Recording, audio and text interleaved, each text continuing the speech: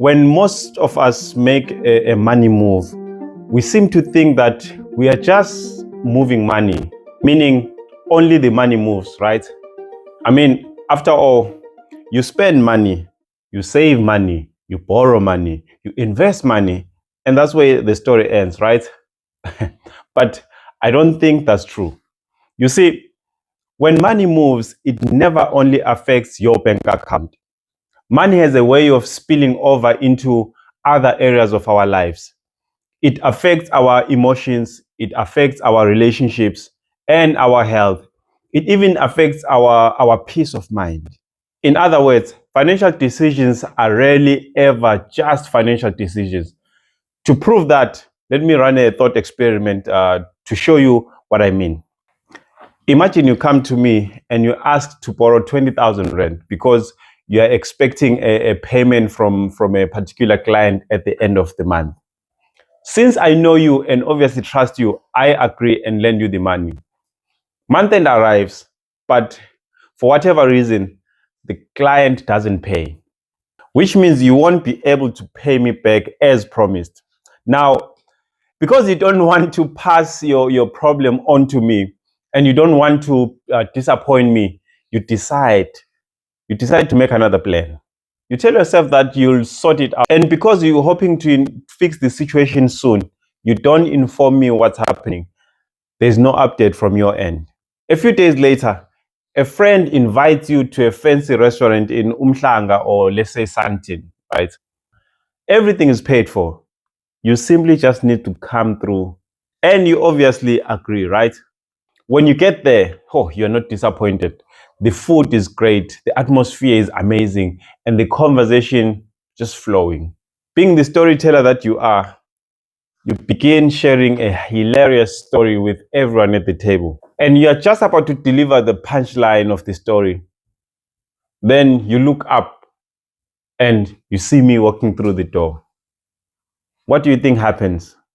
Are you still able to tell the story with the same confidence and energy? Or do you suddenly lose the rhythm and mess up the ending? I think we can both agree that something changes. In fact, your appetite might change too.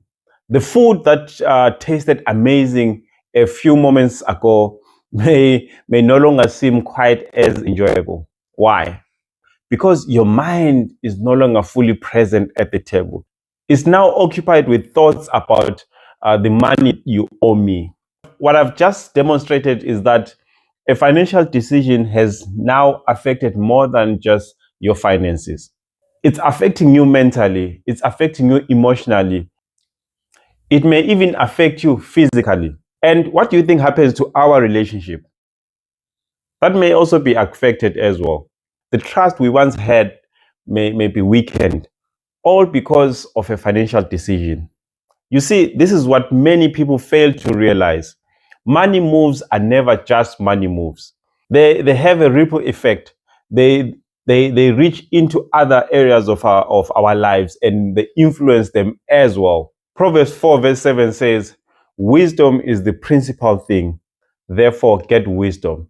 And in all you're getting, get understanding. You see, knowing that money is important is wisdom, but understanding how money works, how it affects our decisions, our relationships, and our future, now that is understanding. And understanding changes the way we make decisions, the way we approach and position our money. You know, just last week, I had a session with a client because she was struggling. She was struggling with debt. As we sat and talked, I quickly realized that I couldn't help her immediately. Not because the debt problem was too big, no. The challenge was the debt problem had already spilled over into her marriage, meaning trust had been damaged, communication had been broken down. What started as a financial issue had become a relationship issue. Meaning, before we could address the numbers, we first had to address the relationship. I ended up referring her to a couple whom I know that specialize in biblical marriage counseling. Why? Because the money moves had already affected something much bigger than money. You see, most people think that debt only costs money, but debt can cost far more than money. Sometimes, sometimes it costs peace. Sometimes it costs trust. Sometimes it costs opportunities. Sometimes it costs relationship. And in some cases, it can even cost your marriage. And that's why I always say financial education is about more than learning how to budget, save, invest, or get out of debt.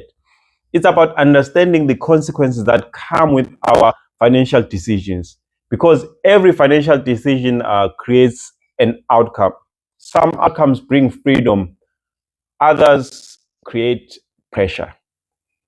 Some strengthen relationships, others they strain them. So the next time you're about to make a financial decision, don't just ask, can I afford this? Also ask, what else might this decision affect? Because a money move is never just a money move. It almost it almost always impacts other areas of your life. My name is Swazi N. I'm an author and a money mastery coach. I help ordinary working people to stop living in financial confusion and start taking control of their money. If this message resonates with you, please subscribe to this channel. And remember, money doesn't only move through your bank account, it moves your relationships, it moves through your emotions, it moves through your future. Until next time, keep mastering your money. Cheers.